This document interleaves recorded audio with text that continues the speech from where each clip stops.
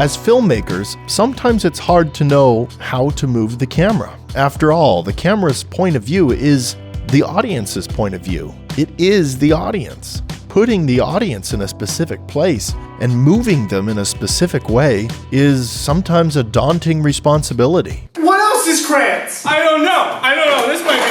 This is crayons. Look at so many crayons. Check the drawers. Look at the drawers over here. The oven is crayons. Why is the camera so shaky? What am I watching? I'm calling this video The Psychological Implications of the God Camera because I think that sounds pretty cool. The God Camera is a term to describe an unmoving camera or a camera that moves perfectly smooth. This is achieved in movies by placing the camera on a tripod or dolly or crane or Steadicam. New stuff is always being invented to achieve better camera motion. But moving camera shots were really pioneered in the early 40s, and even before that with crazy shots like this.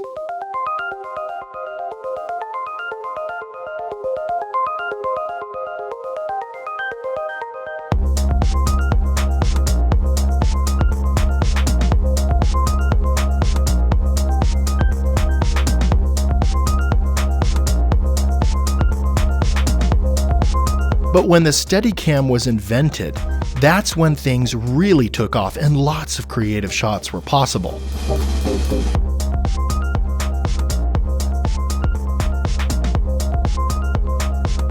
When the camera isn't on a tripod, it's called handheld. Some movies really take advantage of this handheld style because apparently it makes movies more realistic, I guess. A bit like jazz in a way. It's like, if you put three musicians together who know what the vibe is and they would improvise. In this style, the camera operator actually has a lot of creative freedom to point the camera at what is interesting to them in the moment. There is a movie I love. It's called Napoleon Dynamite. The whole movie is shot on a tripod. No moving shots. Once in a while, the camera will pan left, or right, or up, or zoom in.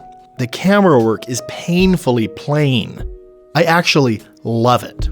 But there is one shot on a dolly track. I always assumed that since Napoleon Dynamite was a low-budget film, they didn't have enough money to rent a track for more than one day.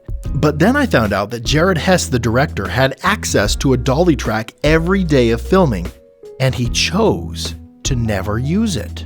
The producer even kept asking him to move the camera to make the shots more interesting, and Jared Hess refused. I think the reason why he used the track in this instance was because all of the chicken cages looked the same, and all of the aisles in the building looked the same. And if he cut 2 or 3 shots together to show the expansiveness of the interior of the chicken farm building place thing, it wouldn't have been effective.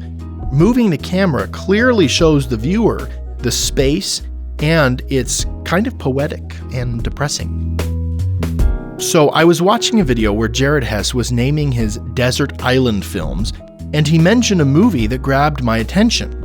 Gates of Heaven, Errol Morris's documentary. I saw that for the first time in film school, and it absolutely blew my mind. For those that haven't seen it, it's a documentary about pet cemeteries and the people that run them. It's one of the funniest, most incredible slices of life I've ever seen. The camera doesn't move, it's just parked in people's living rooms or where they live, and his subjects are so incredible. And it really showed me that with an interesting subject and them wearing the clothes that define who they are, like, you didn't need anything other than a parked camera and looking and talking to someone. Really inspired, for me, the aesthetic of Napoleon Dynamite and the way that film looks. Sometimes they come in, when we get them, their hair is matted, and they're very moist from being in a freezer where they're kept. And so they have to be combed and dried out a bit, which isn't the most pleasant thing in the world, but it's not that bad, really. I mean, after a while, it becomes something that doesn't really bother you at all. Gates of Heaven, for me, was a delight to watch, and I fully recommend everyone out there watch it as well. It's a very slow-paced film.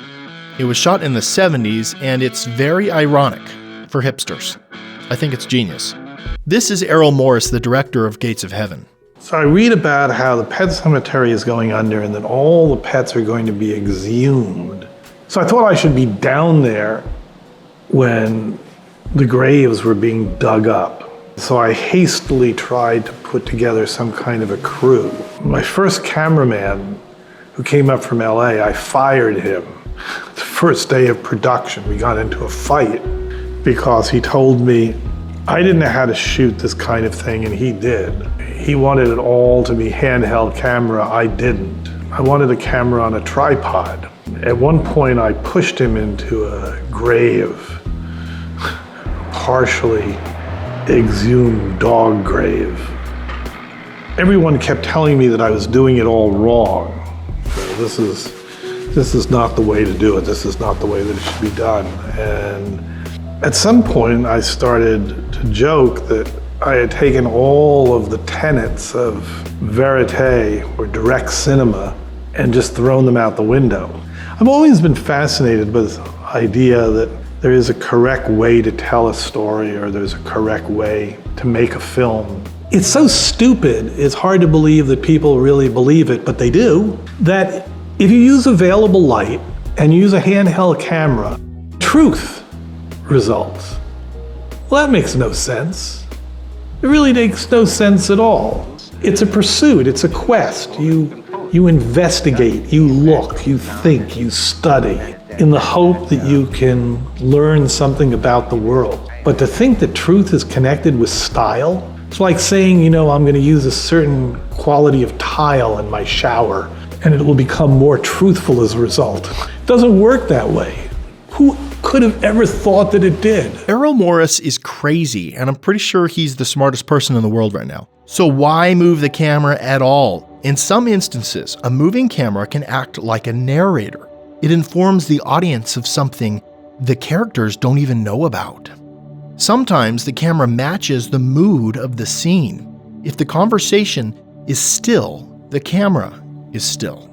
If the conversation is energized, the camera is energized.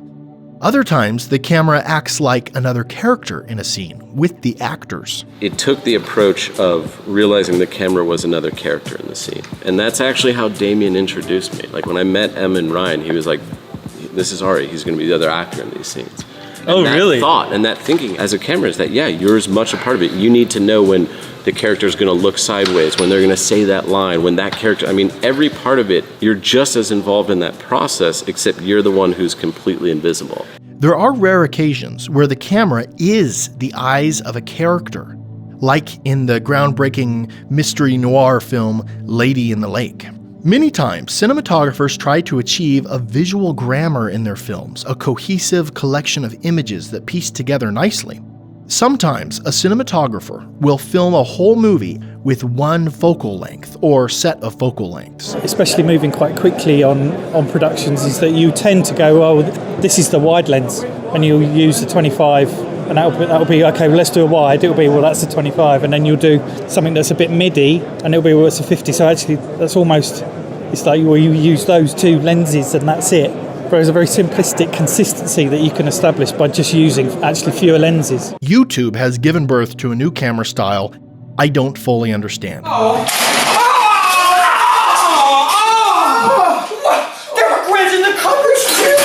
Usually it's videos shot on a cell phone, even though the creator could afford much better. And there are lots of zooms and stuff. It works. I wish it didn't, but it does. Right? This works. This works. I don't know why it works, but it works.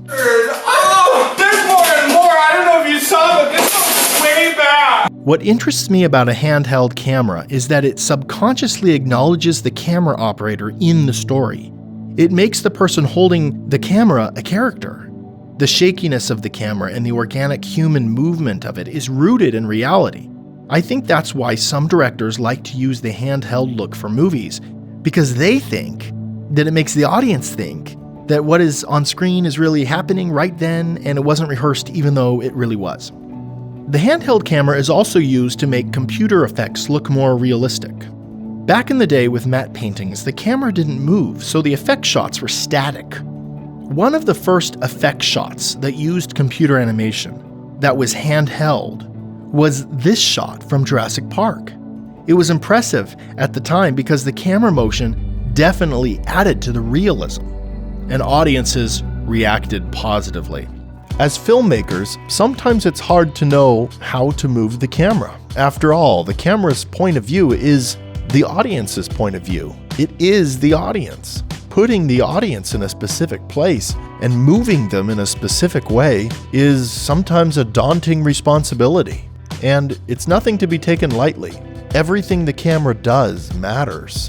Whether the camera is still and the image has a storybook quality, or the camera is moving frantically without a purpose, it does something psychologically to the viewer. So here's something interesting. There are actually two ways to move the camera.